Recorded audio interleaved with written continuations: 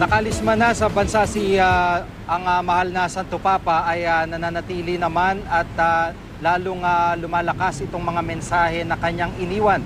Partikular itong mercy and compassion na naging tema ng kanyang pastoral visit sa Pilipinas.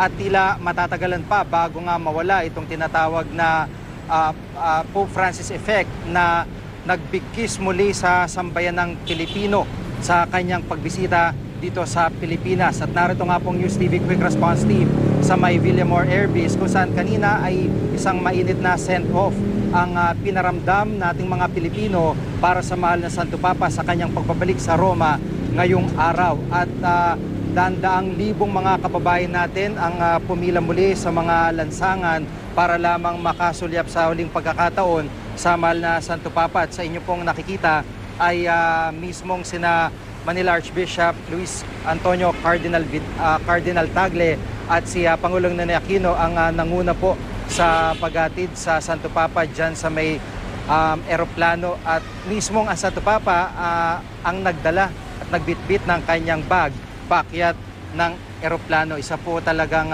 pagpapakita ng pagpapakumbaba o mapagpakumbabang trait nito pong mahal na Santo Papa. Sa punto pong ito ay kasama po natin dito si Colonel Restituto Padilla naman, tagapagsalita po ng Air Force. At alamin po natin, Colonel, magandang hapon po. Magandang hapon, Jiggy, at sa lahat na nanonood, magandang hapon po sa inyong lahat. Opo, ngayon parang pagliligpit mode na ang tema po ng Air Force. Ano naman po ang ginagawa ngayon na nakaalis na po ang Santo Papa?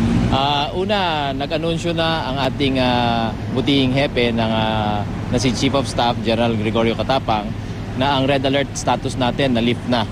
So, effective kanina ng alas 12, ang red alert ay ginawa ng white alert at yung mga kasamahan natin na nakatutok nung nakaraang mga 5 araw na nandito ang mahal na Santo Papa ay binigyan na ng pagkakataon na magpahinga at makarecover sa kanilang pagtatalaga bilang security ng ating mahal na Santo Papa. Opo. Yung nabanggit niyo po kanina, no, marami-rami rin yung na-deploy na sa Visayas at ngayon po ay ibabalik na sa kanilang mga lugar. So, pakikwentuhan niyo po kami paano po ang gagawin niyo ngayon naman na paghahakot sa kanila. Alam namin, muntik na kayong maipit doon nung isang araw, ano? Kaya kagabi, simula kagabi nung matapos ang mga aktibidades dito sa Maynila, nagsimula na po ng linggo ng hapon yung pag-ferry ng ating mga kasamahan na nandun sa Tacloban. Nalulungkot kami at nakikiramay kami dun sa pamilya ni Cristel Padasa na namatay ng tinamaan siya ng bumagsak na scaffolding at saka speaker. Ay sana hindi na nangyari ito, pero siguro may gustong mensahe ang Diyos kaya pinayagan niya ito. Pero sa mga tauhan namin na nandun, patuloy naming i-ferry ito. May mga C-130 flights tayo dyan. Maghahakot sila ng mga kagamitan ng mga tauhan, pati ng mga asong nakadeploy dyan na ginamit natin sa seguridad ng mahal na Santo Papa. Matatapos siguro natin ito bukas ng umaga. At yung pagka-ferry na yan ay sana hindi magka-aberya yung mga aeroplano para patuloy-tuloy na matapos. Opo. Sa kabuuan po, ano po naging assessment ng AFP o ng Air Force dito po sa naging security preparation sa inilatag niyo pong seguridad sa pagbisita po ng Santo Papa? Ang general assessment natin na initial, no, simula ng nakalis ang mahal na Santo Papa, ay overall maganda ang resulta ng ating pagtanggap at pag-secure sa ating mahal na Santo Papa. Apo. Naging peaceful, orderly at disiplinado. Kaya kami ay nagpapasalamat sa mga kababayan natin, sa lahat ng mamamayan natin, lalo na dito sa mga aktibidades na ginawa sa Maynila, lalo na yung kahapon, Jiggy, yung sa may Luneta. Apo.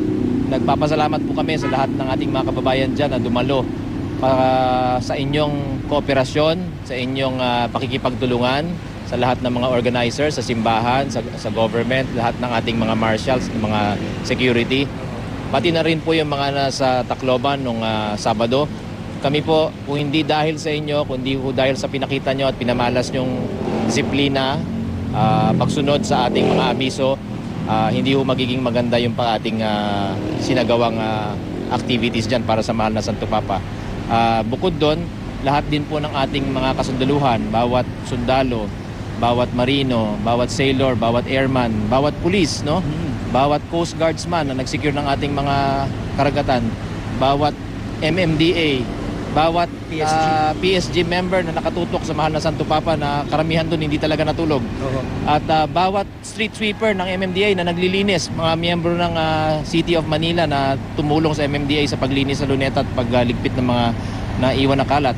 Lahat po yan, pinapasalamatan natin dahil buo po tayong isang bansang gumalaw. Kaya't kaninang umaga, pinaabot kaagad ng ating mahal na Pangulong kanyang taus-pusong pasasalamat sa National Organizing Committee na pinamunuan ni Secretary Rojas at ni Secretary Gasmin, na kung hindi dahil sa kanilang pagtsatsaga at sa pag-abiso sa ating mga kamamayan ay hindi magkakaroon ng ganito. Syempre bago kalimutan yung ating pakikipagtulungan, lalo na yung mga sa media, kayo, lahat ng networks, lahat ng newspapers.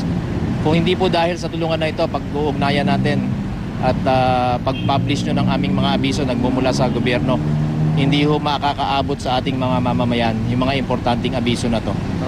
At sa isang banda talagang napakalaking sakripisyo nga po yung ginawa ng mga sundalo, mga pulis, na yun talagang on the ground na hindi talaga natulog, ulan araw, yun ang nangyari talaga Ang pinaka-challenging yung reservist namin nung linggo na papanood namin kasi karamihan sa kanila ay naging marshal.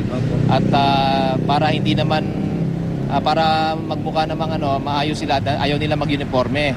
So maong lang sila t-shirt na puti para non-threatening daw at maging mainam ang pakikitungo. Naawa kami dahil sa buhos ng ulan, yung manipis na white t-shirt nila, nakikita namin ginaw na sila. Hindi sila nakapagkapote.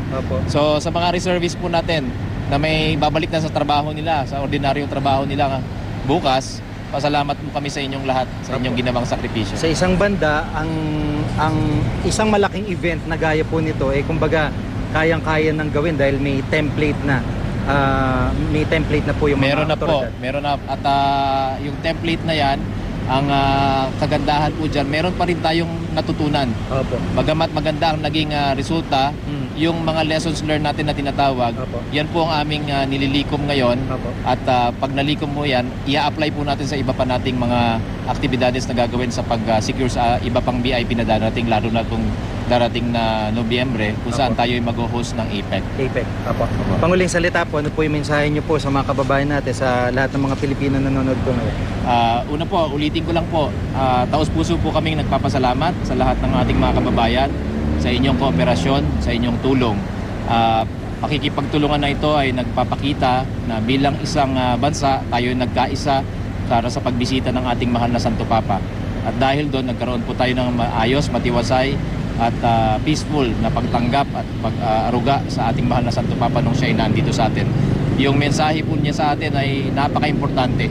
Kami po sa Armed Forces, naniniwala po kami at patuloy naming ginagawa ang aming reflection sa lahat ng mga sinabi niya dahil itong taong punang ito, napaka-importante po sa Armed Forces dahil sa mga usapang pangkapayapaan.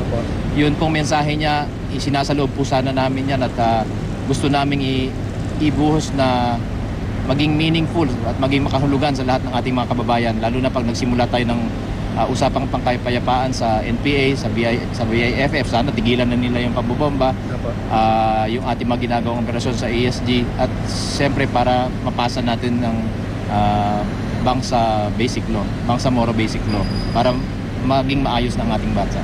Maraming salamat po sa pagkakataon at congratulations po ulit, sir. Maraming salamat, Jiggy. Si Colonel Restituto Padilla, tagapagsalita po ng Armed Forces of the Philippines.